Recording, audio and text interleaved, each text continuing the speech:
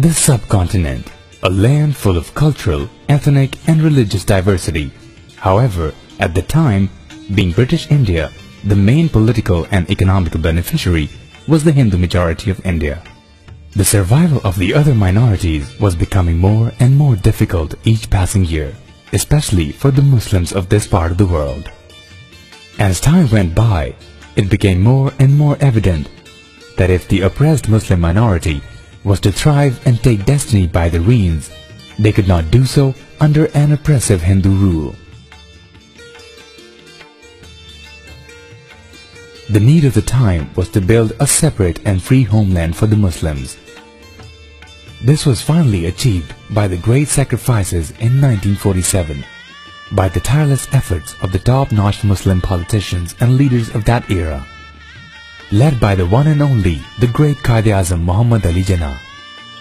In this great quest of achieving Pakistan, the great Quaid was assisted and aided by many of his colleagues and friends, namely Shaheed Liaquat Ali Khan, Sardar Abdul Rab Nishtar, his own sister Mohtarma Fatma Jinnah, and among his many devout followers was another great personality, an industrialist, an entrepreneur of that era named Muhammad Rafi Butt.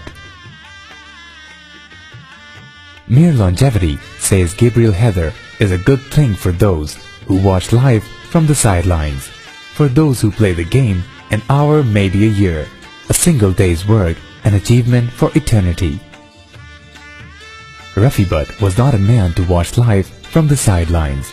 He played the game and played it well. It was because of young men like Rafi Butt, states Khalid Hassan, a brilliant columnist, that Pakistan came into being.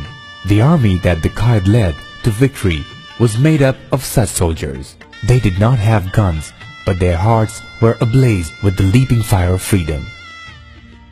Jinnah Rafi Foundation was founded in the loving memory of Quaid Azam Muhammad Ali Jinnah,